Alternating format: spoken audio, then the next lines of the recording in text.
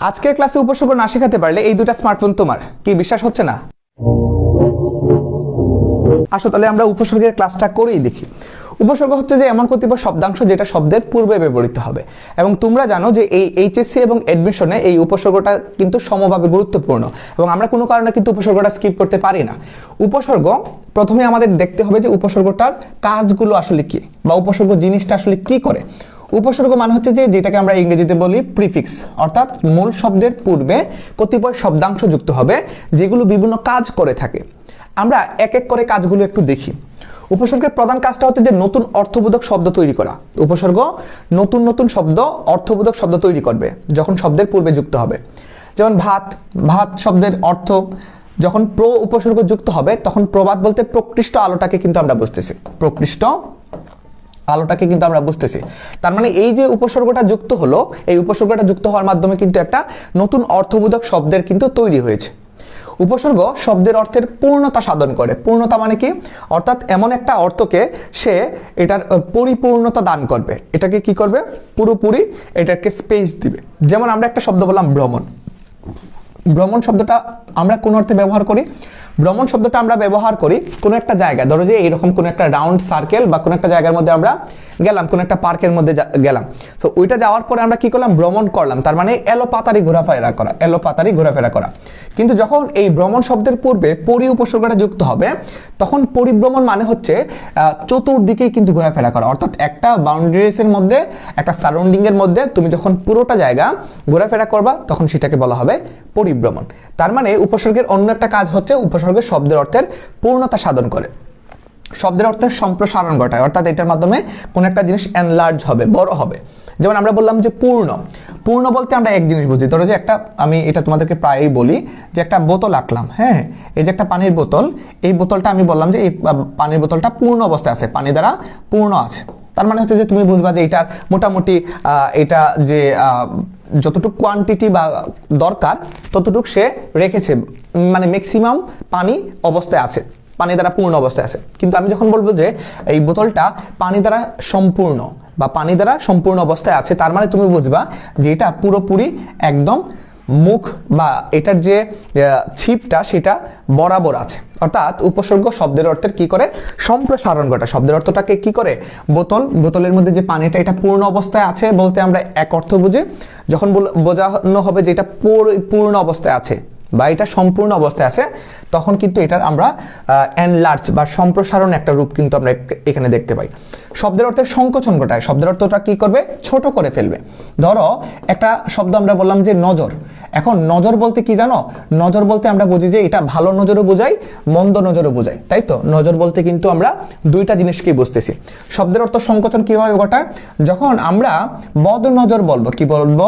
বদ নজর, কিংবা এই বদ উপসর্গটা যুক্ত হওয়ার মাধ্যমে যখন একটা শব্দ তৈরি হবে বদ নজর, তখন কিন্তু নজরের একটা সাইডকে আমরা বুঝতেছি। নজরটা কিন্তু ছিল দুইটা, একটা বদ নজর আর একটা ভালো নজর। তো যখন উপসর্গ যুক্ত হবে বদ, তখন বদ নজর বলতে কিন্তু কেবল একটা নজরকে তুমি বুঝতেছো। তার মানে উপসর্গ শব্দের অর্থ সংকোচন ঘটে। বা এটা এখানে তুমি সুনজরও দিতে পারো, শব্দের অর্থের সংকোচন ঘটাবে। সু কিন্তু একটা উপসর্গ। তো তোমাদের কাছে প্রশ্ন, সু কোন ধরনের উপসর্গ? আমাকে কমেন্ট সেকশনে জানাও। শব্দের অর্থের পরিবর্তন ঘটায়। কি করায়? শব্দের অর্থটাকে চেঞ্জ করে ফেলে। যেমন আমরা বললাম যে কোনো জায়গায় বৃষ্টি হচ্ছে, আবার যখন বলবো যে অনা উপসর্গ যুক্ত হওয়ার মাধ্যমে যখন বৃষ্টির পূর্বে অনা বৃষ্টি যুক্ত হবে বা অনা উপসর্গ যুক্ত হওয়ার পরে মূল শব্দটা হবে অনাবৃষ্টি, তার মানে কিন্তু এখানে বৃষ্টির কি বোঝাইতেছে? অনুপস্থিতি, কিংবা শব্দের অর্থটা কিন্তু পরিবর্তন বোঝাচ্ছে। মানে বৃষ্টি বলতে আমরা এমন এক জায়গা বুঝি যেখানে আবহাওয়া অনুকূলে বা আবহাওয়ার মধ্যে মেঘ বৃষ্টি এগুলোর অবস্থা রয়েছে। কিন্তু যখন অনাবৃষ্টি বলা হবে তার মানে সম্পূর্ণ পরিবর্তন অর্থ কিন্তু এখানে প্রকাশ পাচ্ছে। 6 নম্বর যে কাজটা উপসর্গ করে সেটা হচ্ছে যে শব্দের বিপরীত অর্থ প্রদান করে। শব্দের বিপরীত অর্থ, অর্থাৎ একদম অপোজিট অর্থটা প্রদান করবে। যেমন আমরা বললাম যে একটা শব্দ হাজির। হাজির বলতে উপস্থিত, কিন্তু যখন এটার পূর্বে, হাজিরের পূর্বে গড় উপসর্গটা যুক্ত হবে, গড় উপসর্গটা যুক্ত হবে। তোমরা জানো যে গড় একটা আরবি উপসর্গ। যখন এই আরবি উপসর্গ গড় যুক্ত হবে তখন হয়ে যাবে গড় হাজির। গড় হাজির মানে হচ্ছে যে সম্পূর্ণ বিপরীত অর্থ কিন্তু প্রদান করছে। হাজির মানে হচ্ছে যে উপস্থিত, যখন গড় উপসর্গ যুক্ত হবে তখন হয়ে যাবে গড় হাজির। গড় হাজির বলতে অনুপস্থিত। উপস্থিত এবং অনুপস্থিতের মধ্যকার কিন্তু একটা বিপরীত অর্থ কিন্তু বা বিপরীত সম্পর্ক কিন্তু আমরা দেখতে পাই। ওকে, আমরা এবার যাব যে এই উপসর্গগুলো কিভাবে আমরা চিহ্নিত করব কিংবা উপসর্গ আসলে কিভাবে ব্যবহৃত হয়। সো মোস্ট কমন একটা উদাহরণ এখানে তোমরা হার্ট দেখতে পাচ্ছ। হার্ট শব্দের অর্থ হচ্ছে যে শতকরা। হার্ট শব্দের অর্থ হচ্ছে যে শতকরা কিংবা গলার গয়না, গলার গয়না, বা এটা অর্থ আমরা জানি যে পরাজিত হওয়া, তাই তো? এই তিনটা অর্থ কিন্তু হাড় দিয়ে থাকে। কিন্তু এই হাড়ের পূর্বে যখন প্র উপসর্গ যুক্ত হবে তখন হয়ে যাবে প্রহার। প্রহার মানে হচ্ছে যে কাউকে মারা, তাই তো, আঘাত করা। তারপর এই হাড়ের পূর্বে যখন উপযুক্ত হবে তখন হয়ে যাবে উপহার। উপহার মানে হচ্ছে যে কাউকে যদি তুমি খুশি হয়ে কোনো জিনিস দাও সেটাকে বলা হবে উপহার। তার মানে উপসর্গের যে তিনটা বৈশিষ্ট্য আমরা বলেছিলাম, প্রথম বৈশিষ্ট্যটা হচ্ছে যে এরা শব্দের পূর্বে বসে। এরা শব্দের পূর্বে বসে, শব্দের পূর্বে বসে, শব্দের পূর্বে বসে। দুই নম্বরটা হচ্ছে যে এদের স্বাধীন কোনো অর্থ নেই। এদের স্বাধীন কোনো অর্থ নেই। কি নেই? এদের স্বাধীন কোনো অর্থ নেই, অর্থ নেই। আর তিন নম্বর প্রধান যে বৈশিষ্ট্য সেটা হচ্ছে যে যে শব্দের পূর্বে বসে তার অর্থের সম্পূর্ণ পরিবর্তন ঘটায়। তার অর্থের সম্পূর্ণ পরিবর্তন ঘটায়। কি ঘটায়? পরিবর্তন ঘটায়, তাই তো? সো এই যে উপসর্গের তিনটা বৈশিষ্ট্য, এই তিনটা বৈশিষ্ট্য কিন্তু আমরা এখন মিলিয়ে দেখব। সো উপসর্গগুলো কি করে? এরা শব্দের পূর্বে বসে। দেখো প্রতিটা উপসর্গ কিন্তু শব্দের পূর্বে বসে। এই যে প্র থেকে শুরু করে উপ, আ, বি, সং, উত, পরি, এগুলো কিন্তু উপসর্গ। তাহলে প্রথম যে বৈশিষ্ট্যটা, এরা শব্দের পূর্বে বসে, আমরা দাগ দিলাম। তারপর দ্বিতীয় যে উপসর্গের বৈশিষ্ট্যটা সেটা হচ্ছে যে এদের স্বাধীন কোনো অর্থ নেই। এই যে প্র, উপ, আ, বি, সম, উত, পরি, এগুলোর কি স্বাধীন কোনো অর্থ আছে? তুমি বলবো যে না, এগুলোর স্বাধীন কোনো অর্থ নেই। তার মানে আমরা বুঝতে পারলাম যে উপসর্গের স্বাধীন কোনো অর্থ নেই, এরা শব্দের পূর্বে বসে, এবং যে শব্দের পূর্বে বসে তার অর্থের সম্পূর্ণ পরিবর্তন করে। কিভাবে পরিবর্তন করে? ধরো যে হার্ট শব্দের অর্থ ছিল গলার গয়না কিংবা পরাজিত হওয়া, কিন্তু এই হাড়টাই যখন যুক্ত হচ্ছে, হাড়ের পূর্বে যখন বি যুক্ত হচ্ছে তখন বিহার। বিহার মানে হচ্ছে যে ভ্রমণ করে। আমরা অনেক সময় বলি না নৌবিহার। তার মানে শব্দের অর্থে সম্পূর্ণ পরিবর্তন হচ্ছে না। কই ছিল যে হার মানে হচ্ছে পরাজিত হওয়া, আর কই বিহার যুক্ত হয়ে ভ্রমণ করা বোঝাইতেছে। এই হারের পূর্বে যখন আ যুক্ত হবে তখন আহার মানে হচ্ছে যে খাওয়া। যখন অনা যুক্ত হবে উপসর্গ, অনাহার মানে হচ্ছে যে না খেয়ে থাকা। এই হারের পূর্বে যখন পরিযুক্ত হবে, পরিহার মানে হচ্ছে যে কোনো কিছু বাদ দেয়া।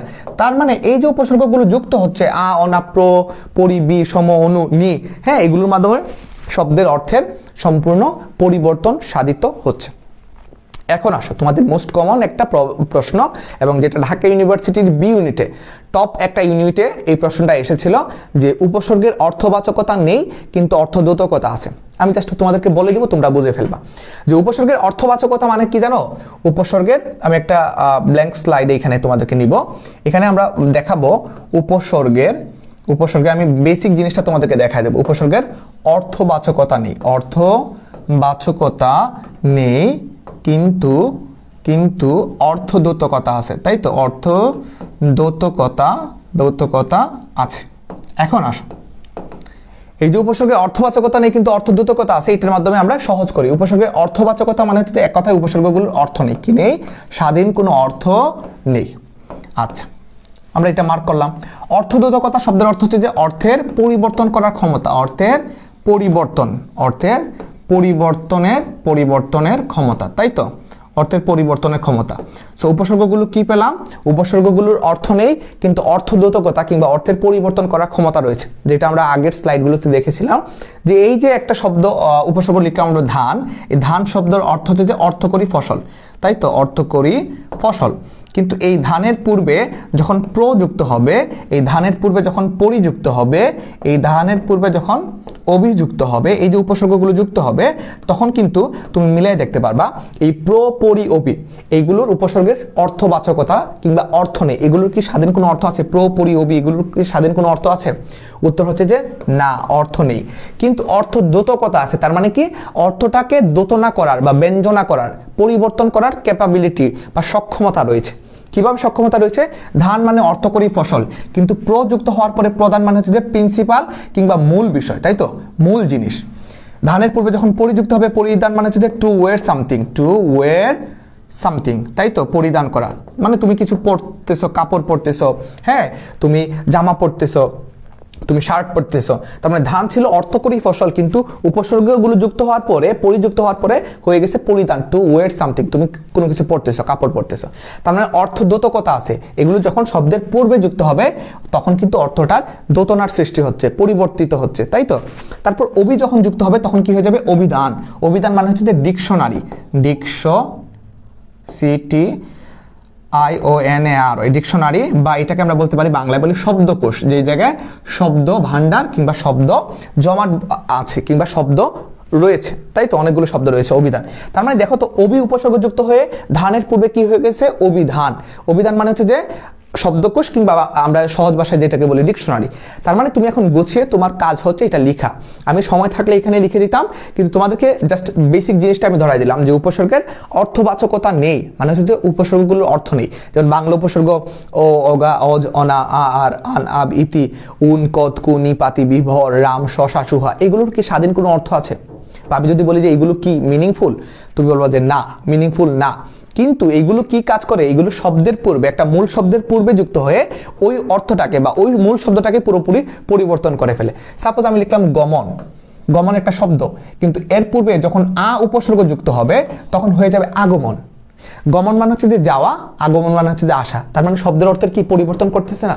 তোমাকে আমি বললাম যে বেল, এই বেলের পূর্বে যখন কদ উপসর্গ যুক্ত হবে তখন হয়ে যাবে কদ বেল। বেল বলতে আমরা খুব সুন্দর একটা জিনিসকে বুঝি, যেটা মসৃণ, যেটা একটা সুন্দর রং আছে, কিন্তু কদ বেল বলতে কিন্তু আমরা অমসৃণ একটা জিনিসকে বুঝি, যেটা বেলের মতো সুন্দর হয় না, বেলের মতো এটা দেখতেও রঙিন হয় না, তাই তো। তার মানে কদ বেল এবং বেলের মধ্যে কিন্তু তফাৎ রয়েছে। তার মানে এখানে যে উপসর্গগুলো যুক্ত হচ্ছে, এই সকল উপসর্গগুলোর কিন্তু অর্থ নেই, উপসর্গগুলোর স্বাধীন কোনো অর্থ নেই, কিন্তু অর্থের পরিবর্তন করার ক্ষমতা রয়েছে, যেটা আমরা আমাদের যে এই যে স্লাইডগুলো এখানে কিন্তু তোমাদেরকে দেখালাম, তাই তো। এই যে হারের পূর্বে যখন এই উপসর্গগুলো যুক্ত হয় তখন প্রতিটা কিন্তু ভিন্ন অর্থে কিন্তু ব্যবহৃত হয়। সো এই ছিল আমাদের উপসর্গ নিয়ে ক্লাস। তোমাদের কাছে চেষ্টা করলাম যে খুব সহজ ওয়েতে, একদম শর্ট টাইমের মধ্যে কিভাবে তোমাদেরকে উপসর্গটা বোঝানো যায়। আশা করি আমার চেষ্টাটা বিফলে যায়নি।